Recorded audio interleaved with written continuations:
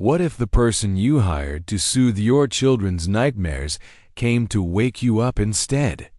In a mansion lined with secrets, where grief echoed louder than laughter and trust was reserved for resumes, one woman walked through the front door not to ask for a job, but to deliver a reckoning.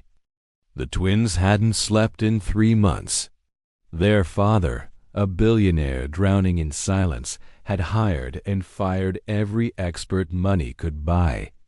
Then she came, not polished, not desperate, just deliberate. And the moment the children stopped crying, the question started. Who was she? Why did the old housekeeper hate her on sight? And what exactly was she planning? This isn't a story about bedtime. It's a story about buried prejudice, weaponized loyalty, and the quiet revolution that begins when a woman no one saw coming refuses to play her assigned role. Stay with us, because by the end, you'll understand why some people are underestimated. On purpose. When a billionaire's mansion becomes a fortress of silence, and even his own children can't close their eyes without screaming, you know the problem goes deeper than grief. It's not insomnia. It's inherited trauma. It's the kind of stillness that speaks volumes, the cold, echoing kind that fills a house where love once lived and now only order remains. That's where this story begins. Not with luxury, not with opulence, but with 2 little girls who hadn't slept through the night since their mother passed away, and with a father powerful in every arena except the one that mattered most, his home. Meet Donovan Grayson, a reclusive real estate tycoon known for flipping city blocks like playing cards. Charismatic in boardrooms, distant at the dinner table. After his wife Lana died in a sudden accident that made national headlines, Donovan did what men like him are trained to do: shut down, lock in, keep the world out. Except his 5-year-old twin daughters, Sloane and Nova, didn't follow that script. They wept. They panicked. They clung to memories. And every night they cried out for a mother who would never return, while their father buried himself in mergers and meetings. The staff turned over constantly 6 nannies in 3 months. Some quit from exhaustion. Some were quietly dismissed when the children wouldn't respond. And some? They just couldn't stomach working in a mausoleum disguised as a mansion. That's when she arrived. Not with credentials flashed like medals, not with a rehearsed smile or overpromised calm. She came quietly, with a notebook in her bag, and eyes that didn't flinch at the mess she walked into. Her name was Mariah Daniels, a 29-year-old child care consultant from Detroit, or so the file said. No one knew much else. The agency vouched for her, but even they admitted she was selective about cases. Gloria Donovan's longtime housekeeper and self-appointed household gatekeeper was immediately skeptical. She doesn't look like the others, she muttered to herself, watching from behind a curtain as Mariah walked up the stone path with her suitcase. And she was right. Mariah didn't look like the others.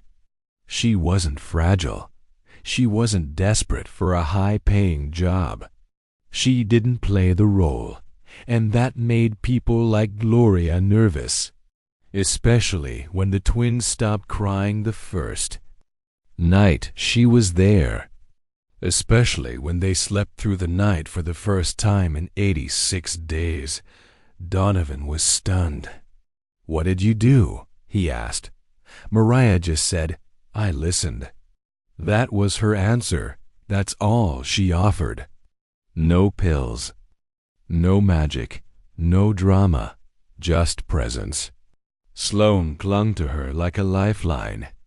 Nova traced shapes on Mariah's hand as she read them stories. She didn't try to replace their mother. She gave them space to feel her absence without drowning in it. And while Donovan found that miraculous, Gloria found it suspicious. "You don't fix grief in a week," she muttered. "Not without doing something." And that's where the tension began. Because Gloria wasn't just a housekeeper. She was a sentinel, a filter. For 17 years, she'd been the one to decide who got close to Donovan Grayson. She'd witnessed the birth of his empire, his children, and his grief. And if anyone knew how to maintain the illusion of control, it was her. Mariah disrupted that illusion simply by being calm, by not over-explaining, by not asking for approval. 1 week in, Gloria filed a private report to Donovan. "I have reason to believe the new nanny may be medicating the children." It was a lie, but it wasn't just a lie, it was a test. A test of whether Donovan would believe intuition over evidence. But when Donovan confronted Mariah, she didn't flinch. She offered to install cameras. She showed her nightly journal of activities and emotional observations. She even offered to call in a pediatric therapist to validate her process. "If I wanted to hide anything," she said evenly, "I wouldn't be taking notes." That moment could have been the end of her employment. But instead, it became the beginning of a reckoning. Because what Donovan didn't know, and what Gloria would soon regret, is that Mariah Daniels had come into this house with a purpose, and it wasn't just to help 2 little girls sleep. The second week began not with a scream, but with silence, the kind that speaks of peace. For the first time in months, the Grayson household awoke without alarm. No broken dishes. No inconsolable cries echoing through the halls. Just the quiet hum of a kitchen waking up, and the faint sound of Mariah reading aloud to the twins in the sunroom. It unsettled Gloria. Order she could handle, but tranquility not authored by her? That was dangerous.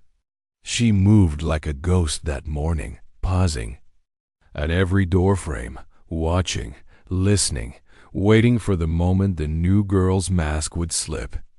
Except it never did. And as the days passed, Mariah became more embedded, not just in the house, but in the hearts of Sloan and Nova. She learned that Nova traced the shapes of memories with her fingers' little loops for her mother's smile, jagged lines for fear. That Sloan stopped crying not because she felt safe, but because she feared being too much to love. These weren't just temperamental children. They were girls navigating loss in a house that punished emotional noise. Mariah gave them what no therapist or teacher or previous nanny had: permission to feel, and through that, they began to heal. But what she gave Donovan was even more unnerving: reflection. One night, he caught her in the study with a yellow legal pad, drawing diagrams of the girls' emotional cycles. He leaned in. "Is this how you fix them?" She didn't look up. "They're not broken." It stopped him cold. No one had ever corrected him like that, not without consequences. And yet, Mariah continued, "You think trauma is something you manage. I think it's something we unlearn, slowly, gently." He stared at her, unsure whether to be offended or impressed. The next morning, he asked her to join him for coffee. "Just to talk," he said, "about their progress." But Gloria noticed the shift, the warmth, the possibility. And that's when fear turned to hostility. Within 48 hours, Gloria planted a bottle of children's melatonin in the nursery trash. "Just in case someone looks," she whispered to herself, but it wasn't the girls who would find it. It was Mariah. She picked it up, stared at the label, then stared at the hallway security camera because, yes, she had installed them after all, with permission. And she downloaded the footage. That night, she didn't confront Gloria. She simply placed the bottle on Donovan's desk, along with the time-stamped clip showing who had tossed it. In case you're still wondering where trust belongs in this house, she said quietly, then walked away. Donovan watched the footage 3 times, said nothing. But that evening, he told Gloria to take a few days off. Rest, he said. But it wasn't a suggestion. It was a soft exile. Mariah had won a battle she never asked to fight. But it was only a preview of the war to come. Because what no one in that house yet knew, not even the twins, was that Mariah had chosen this family long before they ever knew her name. Her presence wasn't coincidence. It was strategy. And as she sat in the garden that evening, watching Sloane giggle over a ladybug and Nova trace shapes in the dirt, she opened her notebook to a page labeled Phase 2. Underneath, it were 2 words, Begin Disclosure. 3 days into Gloria's forced absence, the Grayson mansion felt lighter, not because the old routines had vanished, but because their enforcer had. Donovan noticed it first, not in the silence, but in the laughter. His daughters giggled more freely. They danced barefoot through the garden with tangled curls and unbrushed teeth, and didn't look over their shoulders for correction. He didn't say it out loud, but he knew. The problem hadn't been Mariah. It had never been the children. It was the air in the house. The eyes that judged, the hands that gripped tradition so tightly it squeezed the joy out of living. One afternoon, as Donovan passed the library, he overheard Nova whisper, "Mom would have liked her." That did something to him. He hadn't heard Lana's name said so openly in months. Mariah, to her credit, didn't force the moment. She just listened. She always listened. And it was this instinct, this trust and patience, that led her to what came next. It started with a name, hidden in a contractor list buried in Donovan's office printer tray. Marcus Leach. She had seen it before, years ago, on her brother's termination papers. But here it was again, different title, same company. A chill ran down her spine. It wasn't coincidence. It was pattern. Later that night, she waited until Donovan returned from a fundraiser. She was sitting in the library, notepad in hand.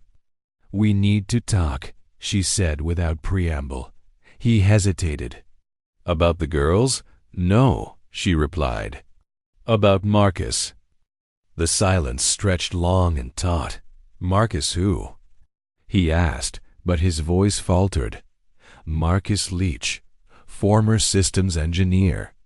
Terminated from Grayson Holdings 3 years ago. Performance listed as inconsistent cultural alignment.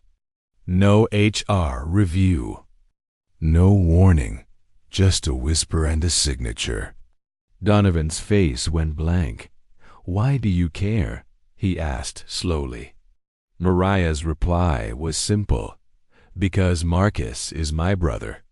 And with that, the walls began to crack. Mariah laid out everything records. Timelines, employee exit data. She showed him charts of turnover rates, highlighted names, linked comments to firings. Dozens of talented Black and Latino professionals quietly pushed out with subtle justification and no recourse. "And the common thread?" she asked, flipping the last page. "Every single case. traces back to one person's internal reports. She tapped her pen. Gloria. Donovan didn't yell. He didn't deny. But the color drained from his face. Because somewhere deep down, he already knew. He'd seen the patterns. He'd dismissed the hunches. She's been with me for over a decade, he whispered. She's family. She made herself indispensable. Mariah replied, That's what gatekeepers do. They smile in your kitchen while locking your door from the inside. The weight of it crushed the room. For a man used to controlling billion-dollar assets, Donovan suddenly felt powerless. Why didn't you tell me sooner? He finally asked. Mariah's voice was calm but firm. Because if I had come in leading with my resume or accusations, I would have been dismissed as defensive. But when I showed results, when I earned the twins' trust, that's when the truth could finally matter. That night, Donovan didn't sleep. Not because of ghosts, but because of guilt. For everything he hadn't seen. For everything he'd allowed under the guise of trust. By morning, a decision had been made. Gloria would be dismissed. Not quietly. Not with a letter of recommendation. But formally, with cause, with evidence. HR would be notified. An independent audit would be launched. But more than that, he asked Mariah to help lead it. Not as a nanny. As an equity consultant, Mariah looked at him carefully. I'm not here to fix one house, she said. I'm here to rebuild the foundation. He nodded. Then let's start with mine. The official meeting took place on a Wednesday morning early enough that the staff still thought it was a routine debrief.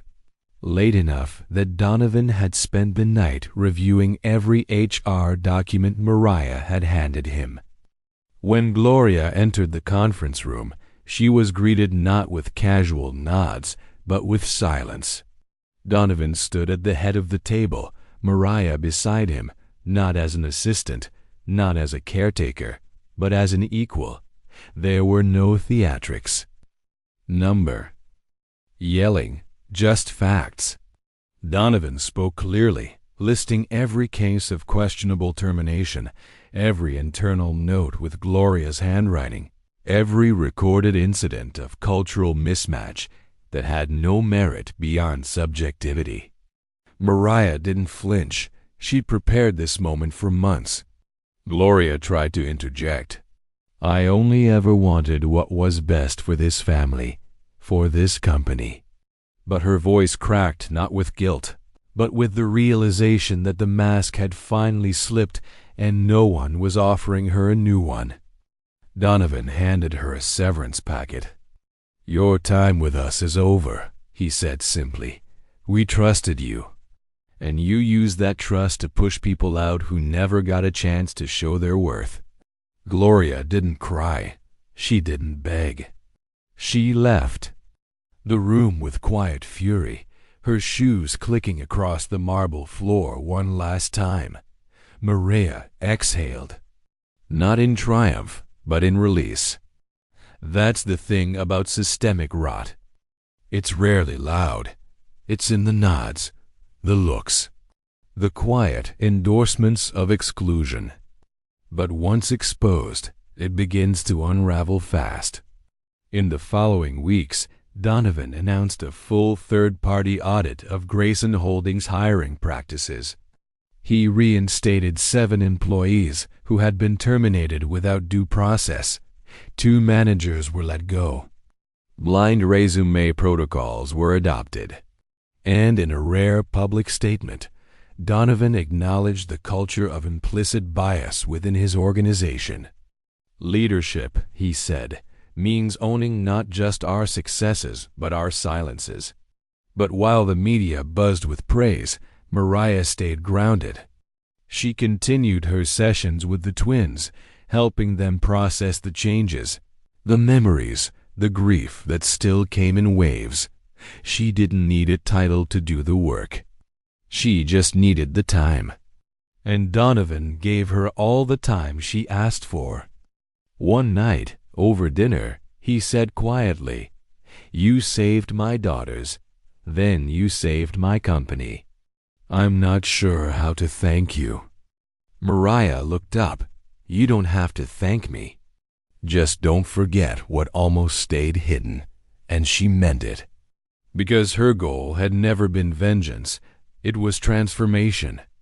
The kind that doesn't just cleanse a home, it clears a path for what's next. That's when Donovan did something unexpected. He offered her a permanent executive role as head of equity and inclusion strategy with full control over implementation. Mariah paused, thought about it, then smiled. "No, I have a bigger plan." She slid a folder across the table. Inside was a proposal for a national consulting firm focused on dismantling institutional bias in corporate, educational, and non-profit spaces. Its name? Second Sight. "This was never about just your family," she said. "It was about all the families who never get heard." Donovan nodded. "So how do I support it?" She looked him in the eye. "Seed funding, a board seat, and your name off the building."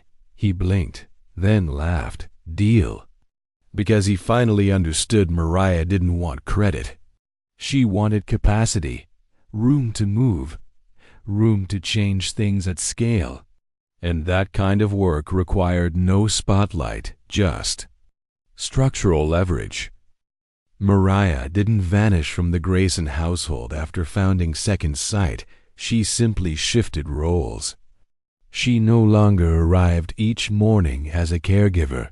She now arrived as a force. A mentor to teams, a trainer to executives, and, in the eyes of Sloan and Nova, someone who had never stopped being anti-Mariah. The twins blossomed.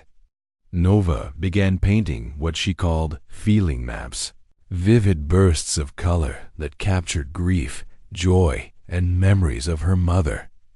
Sloan found rhythm again, first through music, then martial arts. The girls had stopped surviving and started living. And Donovan? He transformed in quieter ways. He no longer flinched when Lana's name came up. He no longer buried himself in late-night meetings. Once a man who saw problems as things to buy his way out of, he now paused, reflected, asked questions, and it showed. At a quarterly board meeting, when a partner suggested not rocking the boat with too much day talk, Donovan cut him off. "If the boat only floats when some people are drowning," he said, "maybe we need a new damn boat." But Mariah wasn't done. With Donovan's backing and Marcus on board as lead data strategist, Second Sight began launching workshops across multiple industries: police departments, universities, venture capital firms. The goal wasn't to shame, but to illuminate, to map the invisible hand of exclusion, and the stories poured in. A woman in Portland who'd been passed over 5 times. A black engineer. In Houston whose ideas were always reframed by his manager. A first-generation college grad in Atlanta who was praised for being articulate but never promoted. They all found a voice through Second Sight. Mariah made sure of it. She didn't chase headlines, but they came anyway. "The quiet architect of corporate conscience," one article called her. "The nanny who redefined equity," said another. She laughed when she read that one. "Let them write what they want," she told Marcus. "We're not building a brand. We're building oxygen," and she meant it. The real work happened in rooms no journalist ever entered in late night. Calls with single mothers navigating workplace retaliation. In weekend sessions with board members finally admitting their blind spots. Change didn't come through slogans. It came through systems. But something unexpected happened too. Invitations from old high school classmates, from Ivy League conferences, from the governor's office. People who once ignored her now wanted to be associated with her, but Mariah moved carefully. She wasn't interested in proximity to power, only in purpose. Still, one invitation stood out, a letter, handwritten, from Nova. She had slipped it onto Mariah's desk during a visit. Inside it said, "I sleep now because you listened when no one else did. Will you help other kids like me?" That letter broke her, in the best way, because it reminded her why she started, why she endured the judgment, the whisper campaigns, the doubt, not for revenge, not even for justice, but for possibility, for children who might grow up with peace instead of panic, for families who might never have to break before they bend. Donovan framed the letter, placed it in the hallway of his foundation's new office, the one he renamed after Lana, Mariah's suggestion. "Honor the people we lost," she'd said, "by making sure their absence builds something better." And so it did. Second Sight expanded into schools, then hospitals, then media companies. Not to force change, but to offer clarity. The kind of clarity that makes excuses impossible. One day, at a community forum, a young boy stood up and asked, "How do you fix the world when people don't want it fixed?" Mariah smiled. "You don't fix them," she said. "You show up anyway.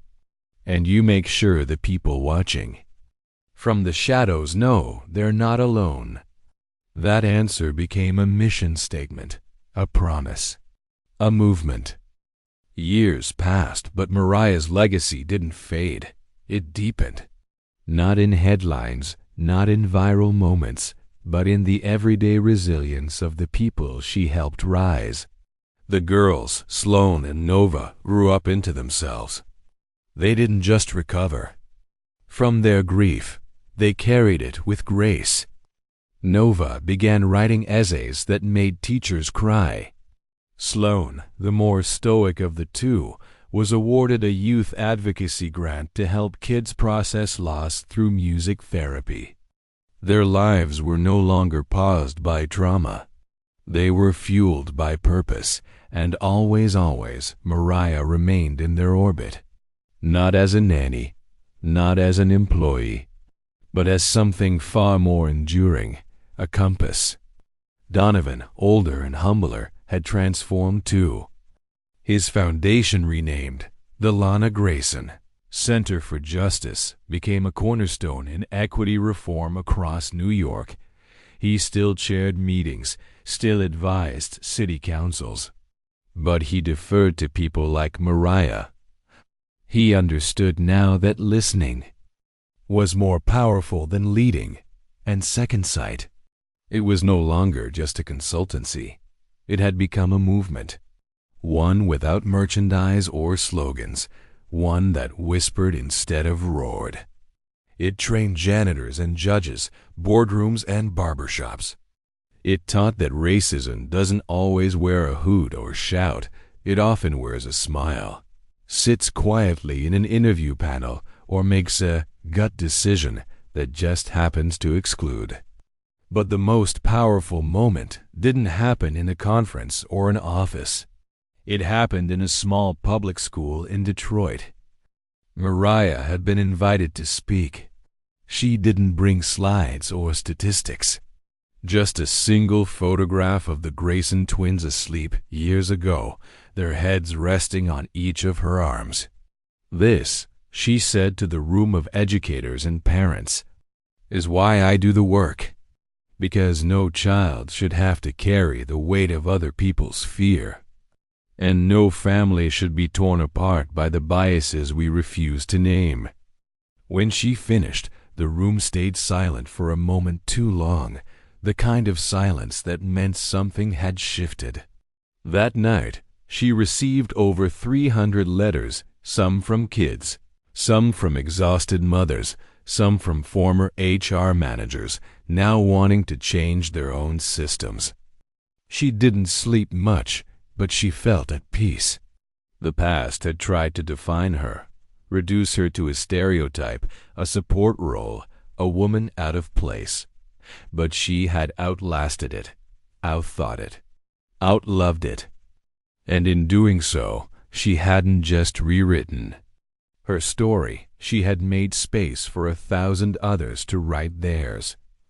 One morning, Nova, now applying to college, sat beside her on the porch of their old family estate. "Do you ever regret it?" she asked, "taking this job, walking into our mess?" Mariah smiled. "No, I chose you, before you ever knew me." "Why?" the girl asked. "Because I needed to remind myself," she said softly, "that the world doesn't change through permission. It changes when someone walks into a broken room and refuses to leave it the way they found it." That line would later be printed on the wall of Second Sight's national headquarters. It became a mantra, a reminder, and Mariah, she kept showing up, quietly, consistently, because she understood something most people forget. The loudest movements don't always change the world. Sometimes it's the quiet ones, the ones that start with a whisper, a hand held, a story heard, and a truth that can no longer be denied. Mariah's story isn't just about one family. It's about what happens when someone refuses to wait for an invitation to do what's right. When they step into a room, assess the wounds others avoid, and begin healing them not with judgment, but with vision.